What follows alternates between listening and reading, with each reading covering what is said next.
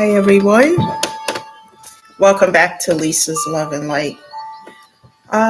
Guys, for a minute, just want to check something because this seems to be. Here we are. Picture is lighter now. All right. Thank you guys for being here today. Welcome back to Lisa's Love and Light. I hope you guys are enjoying your day. Happy Wednesday to you all. And thank you for being here today. So, guys, the topic of discussion today is mental health issues and a broken way of living. Mental health issues and a broken way of living. This is a really probably touchy subject, but it's necessary because some people need to hear this. And I always talk from my own experiences about these things. So let's get into this topic. When you decide you want to heal and you get on this journey to heal, all these things come to the surface. A broken mental health issue can create all types of chaos in our day to day life if not if it's left unresolved. The outcome can be overwhelming. The outcome also can lead to depression, anger, stress, irresponsible behavior, a lack of motivation, and it can go on and on. The list can go on and on. It's so important to address these things because when we leave these things unresolved, it becomes a bigger problem later on in our life. And we all are human, so it's okay. Sometimes people have issues with talking about certain things, dealing with certain things, but it's okay because we live in a world where this is life and we have to address these issues in order to resolve them and move forward so that we can embrace our life to the fullest. Um, I know for me, and I always talk from what's happened in my own situation because these things might help someone else. I know for me, it was not too long ago when I was dealing with all of that, when, the grief took place due to the losses and it just went on and on. And I felt unmotivated, unwilling to do anything, just stuck. And I know what that feels like because I've been back during that time frame and that energy for quite some time. Getting on this journey to heal and to stay on it has helped me to resolve all those issues. It didn't happen overnight, it took time, but it was necessary.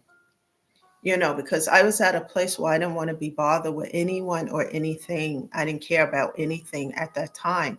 You can get into this lack of not lack of motivation, and when your mental health is suffering, everything else around you suffer, and I talk about that a lot because that's what happens. um, when bills are piling up and you're not taking care of them, you're not taking care of yourself, health issues can arise, and it can go on and on and on and on. And I got to the point where it just felt like the walls was closing in back during that time. And I had to take care of these things.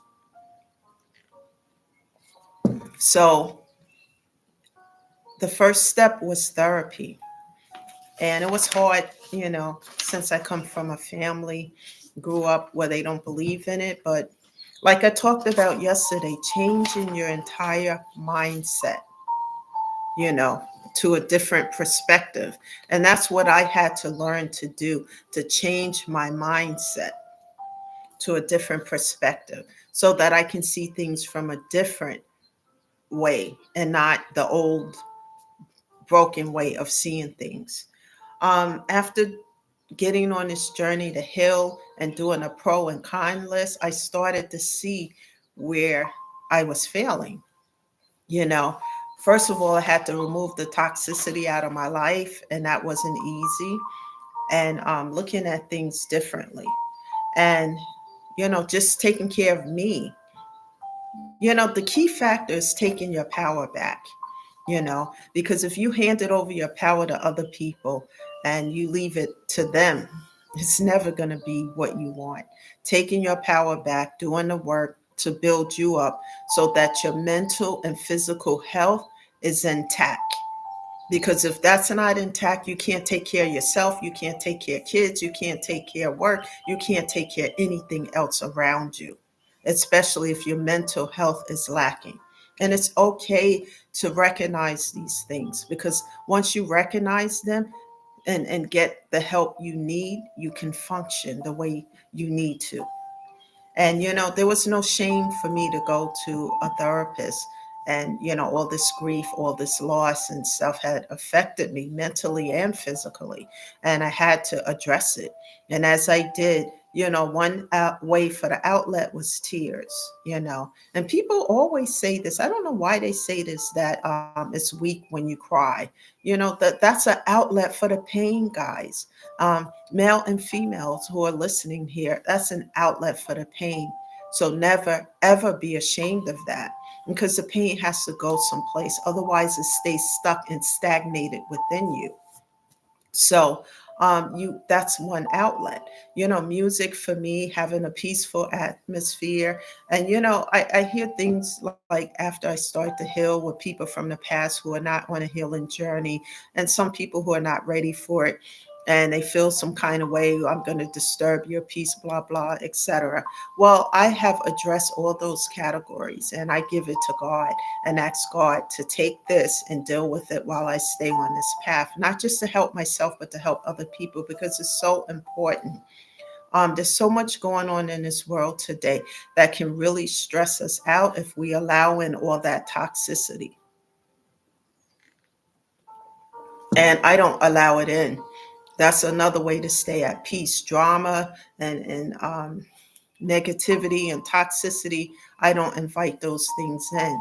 And because I talk about lessons learned, I've gone through these things a million times. So what I do, learn the lessons quickly so I don't have to repeat it. And as you learn these lessons, guys, set boundaries.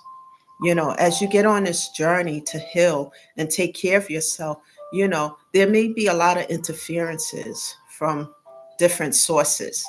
Set boundaries so that you can stay on this path and stay focused on healing yourself. And it's okay. It doesn't matter how other people feel about it, because you have to take care of you so that you're okay.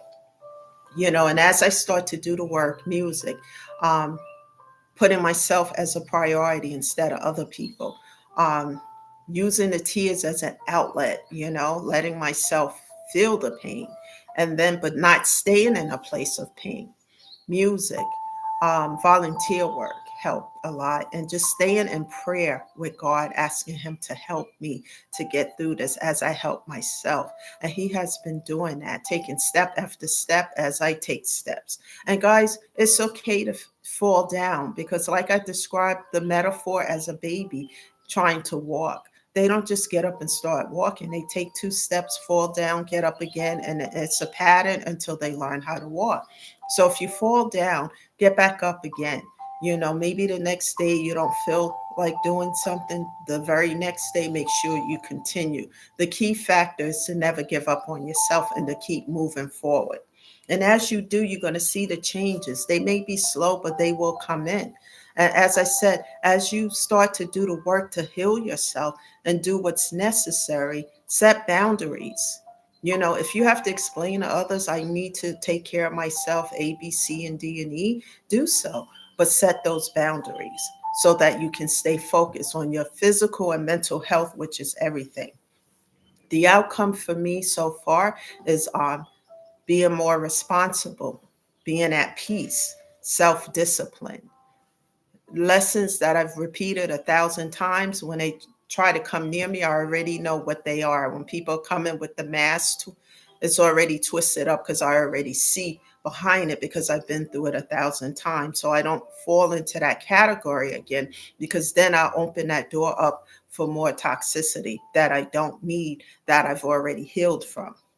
Prayer, staying in meditation with God has helped. Handling all my responsibilities, whether I want to or not, getting them off the table so it doesn't mount up and become a bigger problem later on down the line. Just moving forward. And self-care, take care of yourself. Don't feel guilty about making yourself a priority as you get on this journey to heal yourself, because as you self-care, that's all part of the healing process.